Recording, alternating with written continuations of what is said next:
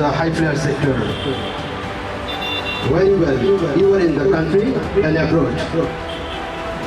It's time to take your seat on the stage at the beginning of the Ustad Shagird Recognition Program. Today, our chief guest, Mr. Ustad Hassan Javed from Pakistan. Please take your seat.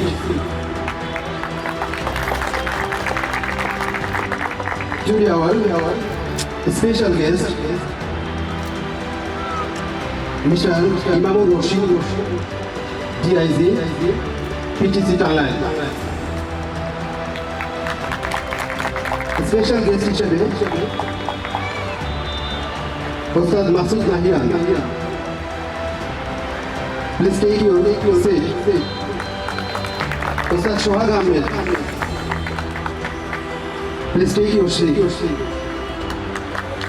Ustad Haji Muhammad Iqbal. Please take your seat. Special guest হিসেবে present here, Khalid Imam. Special guest হিসেবে Shubham Mollik.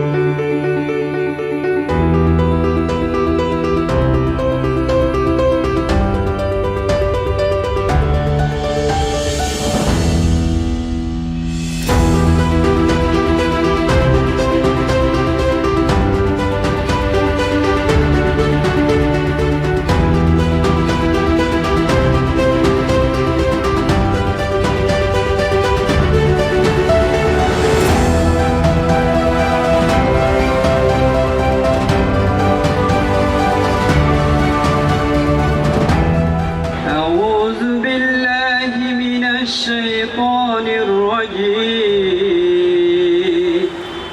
بسم الله الرحمن الرحيم سبح اسم ربك الأعلى الذي خلق فسوى والذي قدر فهدى والذي أخرج المرعى فجعله غثاء أحوى سنقرئك فلا تنسى إلا ما شاء الله صدق الله العظيم.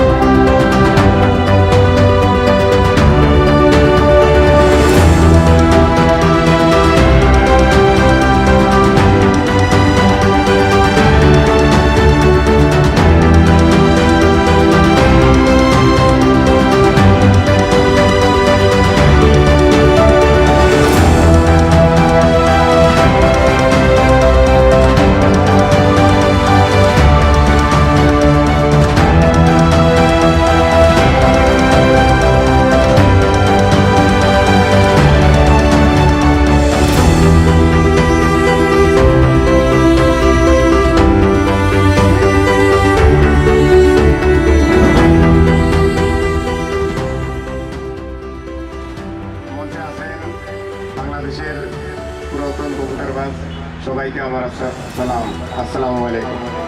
এছাড়া আজকে আমরা যে উপস্থিত হয়েছি একটা অনুষ্ঠান, যে অনুষ্ঠানটা বাংলাদেশের সর্বপ্রথম আজকে হইতে গেল, যেটা উস্তাদি শাগিদি প্রোগ্রাম। বাস্তবে এটাই উস্তাদি শাগিদি প্রোগ্রাম। বেসিক্যালি আমরা আগে যা করে আসছি এগুলো শুধু একটা মানুষ দেখানো, আর আজকে যেটা হচ্ছে এইটাই হওয়া উচিত, এটাই উস্তাদি শাগিদি প্রোগ্রাম। কারণ একজন উস্তাদ ছাড়া একজন শাগিদ বানানো আমি কোনোদিন দেখিও নাই, শুধু শুনছি, শুধু হয়েছে বাংলাদেশেই। এটা আমি অনেকবারই বলে আসছি, জানি না আমাদের যারা উস্তাদ হয়েছেন বা ভবিষ্যতে হবেন, অবশ্যই একজন উস্তাদকে রাখবেন যে কমসে কম ইন্টারন্যাশনাল পর্যায়ের উস্তাদ। উস্তাদি জিনিসটা এত সহজ না। উস্তাদি পাওয়ার জন্য অনেক পরীক্ষা নিরীক্ষা হওয়ার পরে উস্তাদি দেওয়া হয়। আমার পার্টিতেও প্রায় বাংলাদেশে 70 থেকে 80 জন লোক আছে। আমি কিন্তু আজও কাউকে উস্তাদি দিই না, শুধু একটা কারণে দিইনি যে আমি তাকে আজও যাচাই করতে পারি না সে কি উস্তাদের যোগ্য কিনা। যথেষ্ট রেজাল্ট আছে আমার, আপনারা সবাই জানেন। তো আমি সবাইকে অনুরোধ করবো, প্রত্যেকটা পার্টিকে অনুরোধ করবো যে উস্তাদ অনেক বড় জিনিস, আপনাদের যত এই জিনিস ছেলেটা না। উস্তাদ তখনই হইতে পারে যখন একজন পরিপূর্ণ টিচার, সে যোগ্য, যে শিক্ষা দিতে পারে। আমি যদি একজনকে উস্তাদ বানাই, সে কি আগে আমার পার্টিটাকে চালাইতে পারবে কি পারবে না, এটা আমাদের ভাবতে হবে। তো আমাদের অনেক পার্টি আছে বাংলাদেশে, সবাইকে আমি অনুরোধ করবো যে আপনার বাচ্চাটাকে আপনি যাচাই করেন সে কতটুকু যোগ্য। শুধু পাগড়িটা দিলে সে পাগড়িটা রক্ষা সে করতে পারবে কিনা, এই আর কি। আরেকটা বিষয় আমাদের যে বলা উচিত, যে আমাদের যে গ্রুপগুলো আছে, আমাদের যে টুর্নামেন্ট অর্গানাইজেশনগুলো আছে যারা অর্গানাইজ করেন, আপনারা যে কাপগুলো আপাতত রানিং করতেছেন 6 মাস, 9 মাস, 10 মাস, এটা কবুতরবাজির কোনো কাপ না, এটা কোনো সিস্টেম না। আপনি একদিনের কাপে আসেন, ওয়ান ডে কাপ আসেন। আপনি যদি সেটা না পারেন তাহলে আপনি ডিস্ট্রিক্ট ওয়াইজ করেন, যে ফরিদপুর ডিস্ট্রিক্ট অথবা ঢাকা ডিভিশন অথবা খুলনা ডিভিশন, এক দিন করে করেন। একটা কাপ 15 দিনের বেশি চলতে গেলে ওইটা ভীষণ ডিফিকাল্ট হয়ে যায়। কারণ কি এখানে ক্লাইমেটের অনেক হিসাব থাকে। কবুতরবাজিটাই পুরোটাই ক্লাইমেট। এই ক্লাইমেট দেখা গেল আজকে চিটাগাঙে বৃষ্টি হয়েছে, আমি কবুতরবাজি উড়াচ্ছি, বৃষ্টি হয়ে গেল, আমার 1 বছরের একটা সাধনা শেষ হয়ে গেল। আর আরেকজন দেখা গেল যে ওড়াচ্ছে, সেদিন একদম সুন্দর ক্লাইমেট পেয়ে গেল, অথবা টেম্পারেচার ওই দিন ভালো ছিল, সে ভালো রেজাল্ট করে গেল। তার কাছে কবুতর ছিল মাত্র 10টা, আর আমার কাছে কবুতর আসলে 2000। আমি সারা বছর সাধনা করে আমার ভাগ্যটা আমার সাথে ছিল না। তখনই বোঝা যাবে যে প্রতি ব্যক্তি যদি একদিনে কবুতর ওড়ায়, প্রত্যেকটা সাথ যদি একদিনে ওড়ায়, তাহলে বোঝা যাবে যে আমার কতটুকু যোগ্যতা আছে। তো আমাদের যারা কমিটি আছেন তাদের প্রতি আমি দৃষ্টি আকর্ষণ করবো। তাদের সাথে আমার কথা হয়েছে ব্যাপারটা নিয়ে, যে উনি আমাদেরকে সাপোর্ট করবেন। যে ওয়ান ডে কাপ অবশ্যই কবুতরবাজিতে ওয়ান ডে কাপ অনেক মাইনে রাখে। তারপরে যদি সেটা না হয় তাহলে আপনি 2 দিনে রাখতে পারেন কাপ, 3 দিনে রাখতে পারেন, সেটা হলো পার্ট বাই পার্ট। এটাই আর কি। উস্তাদকে বলবো যে এই ব্যাপারটা আমাদেরকে একটু পরামর্শ দিয়ে দেবেন, যে আমরা কিভাবে একদিনের কাপগুলো করতে পারি। আমাদের কমিটিগুলো আমাদেরকে একটা কজ দেখায় যে আমরা বিচারক পাই না। বিচারকের কমিটির কোনো দায়িত্ব থাকে না, যে কবুতর ওড়াবে সেই বিচারক দিবে, এটা তার দায়িত্ব থাকে। বিচারক সে তার যে সাথে সে কম্পিটিশনে থাকবে, তার কাছে দিয়ে আসবে, আবার সেখান থেকে উপদেশ সাহায্যে আসে সে দিয়ে আসবে। এটাই হলো কবুতরবাজির নিয়ম। তো ভবিষ্যতে যারাই অর্গানাইজ করবেন বিভিন্ন কাপ, ওয়ান ডে চিন্তা ভাবনা করবেন।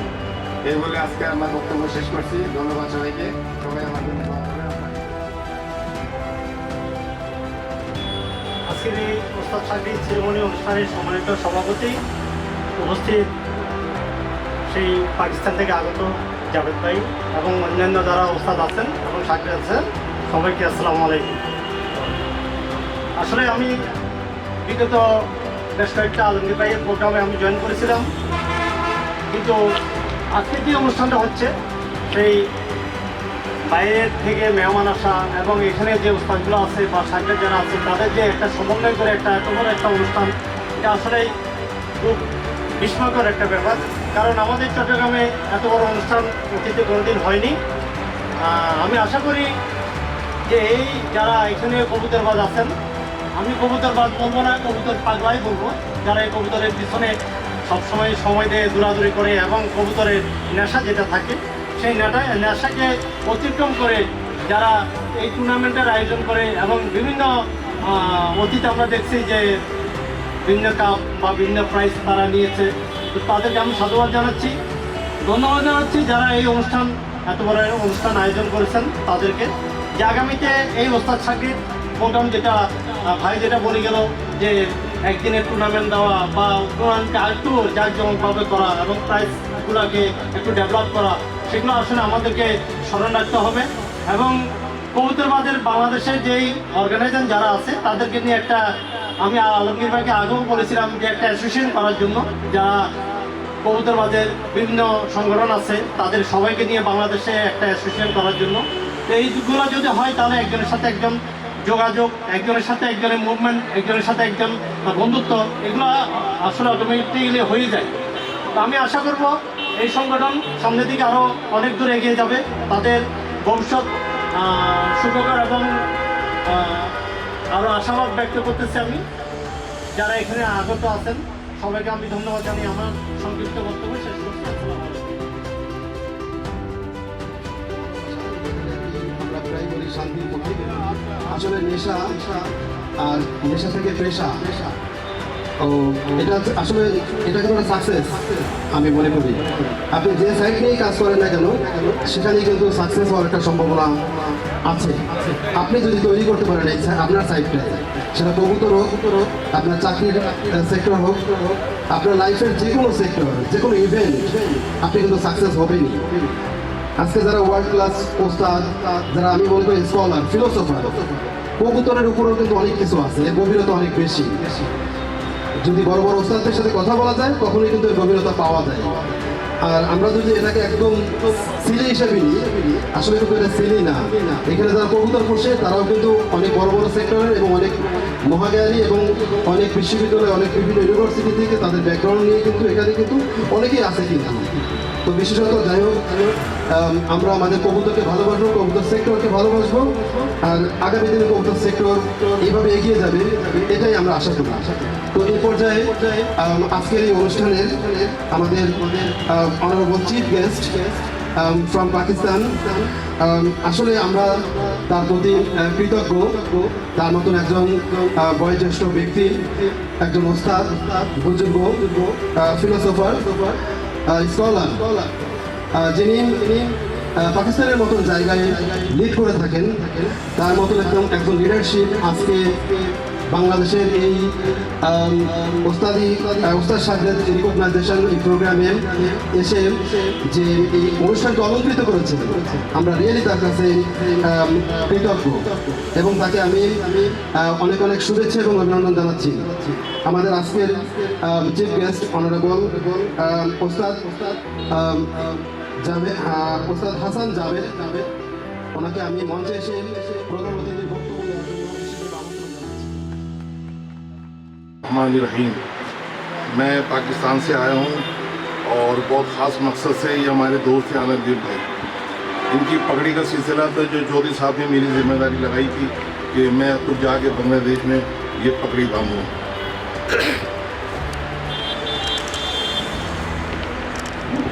आलमगीर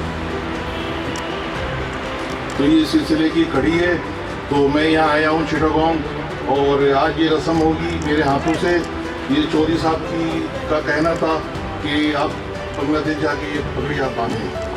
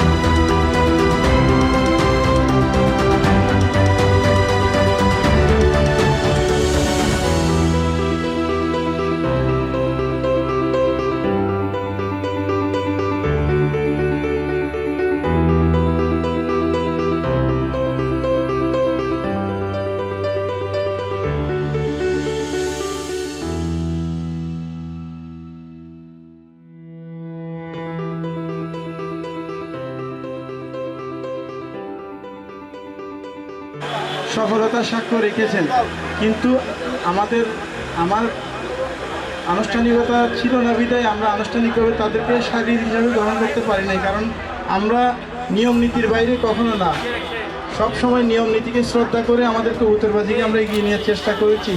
যেমন আমি একটু ছোট করে বলি, আমার মুরব্বী মুস্তফা চাচার হাত ধরে এটি 80 দশকের পর থেকেই আমরা কবুতরবাজি হাতে করি, কিন্তু উনি 1996 সালে উনি ইন্তেকাল করেন। আমাদের বাংলাদেশে ওস্তাদির প্রথা ছিল না, ওস্তাদির সাকৃতির কোনো প্রথাই ছিল না।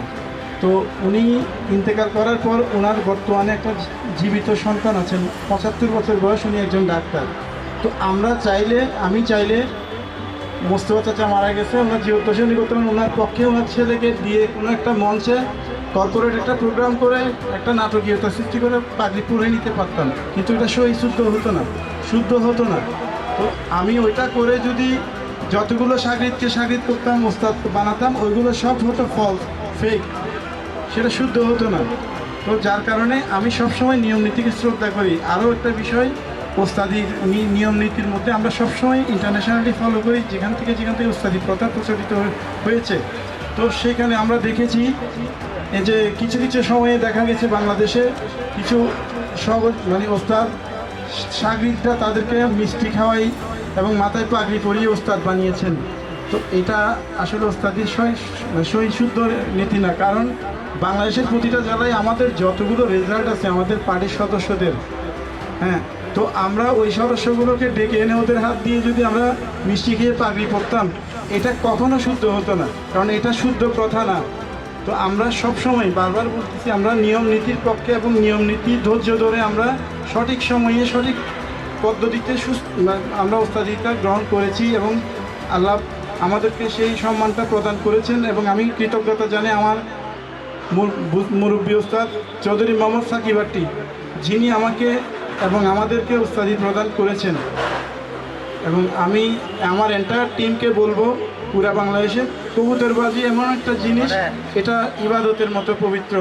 এখানে অহংকার বোধ এবং কাউকে ছোট করে কথা বলা, এগুলো কখনো ভালো না।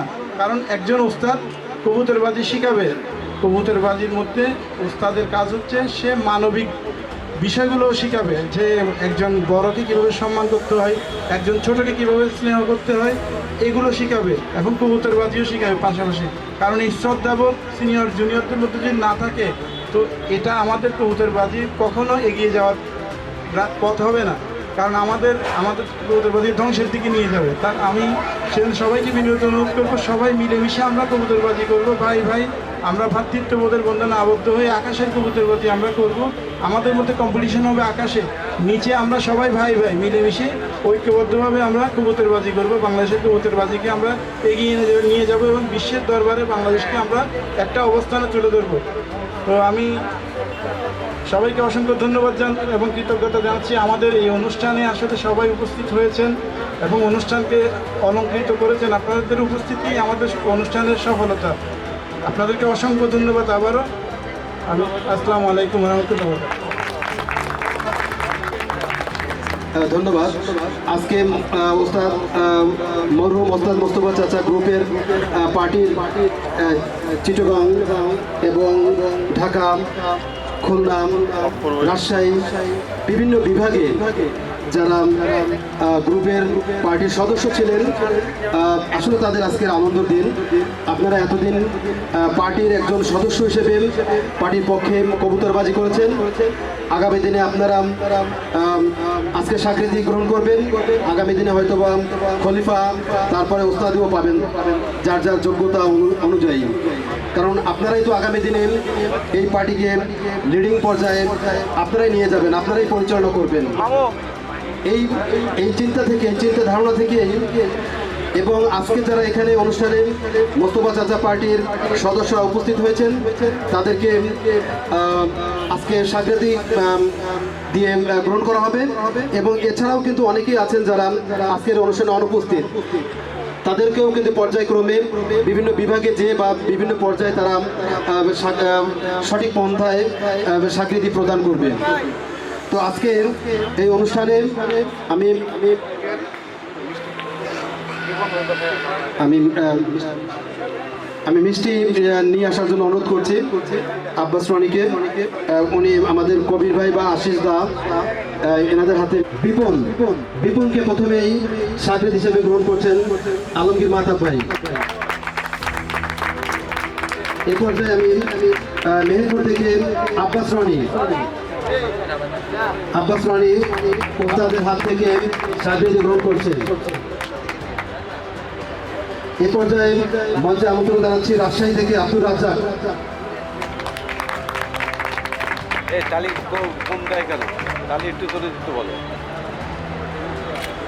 পরবর্তীতে আসবেন চট্টগ্রাম থেকে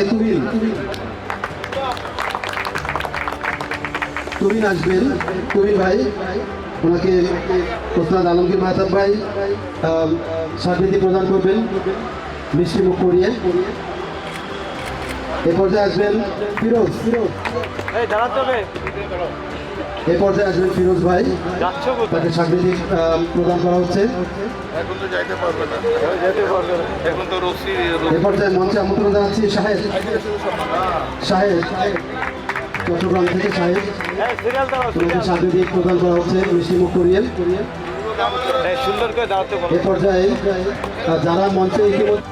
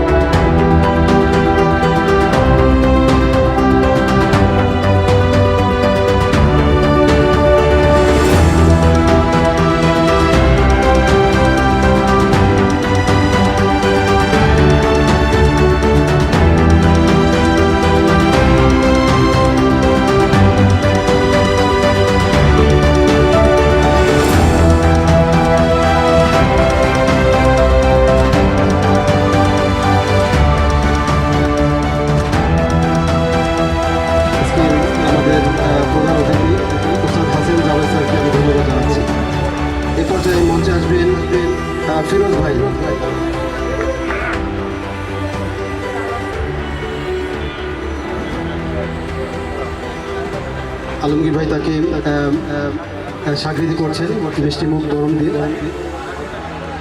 এখন তাকে খলিফা হিসেবে বরণ করে নিচ্ছেন।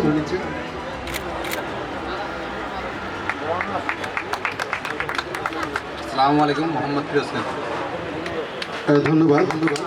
এ পর্যায়ে মোস্তফা চাচা গ্রুপের অন্যতম ইয়াং জেনারেশনের আমি বলবো একজন অন্যতম লিডারশিপ আমরা পাবো, যার হাত থেকে এই গ্রুপের একজন স্ট্রং হ্যান্ড হবে আশা করি। মেহেরপুর থেকে আব্বাস রানী, আমি একটু হাতে তালি চাচ্ছি সবাইকে। আব্বাস রানীকে খলিফা হিসেবে গ্রুপের পক্ষ থেকে ওস্তাদ আলমগীর মাহতাব ভাই তাকে মিষ্টিমুখ করিয়ে বরণ করে নিচ্ছেন। এ পর্যায়ে রাজশাহী বিভাগ থেকে যিনি ইতিমধ্যে এই গ্রুপের সুনামকে বয়ে এনেছেন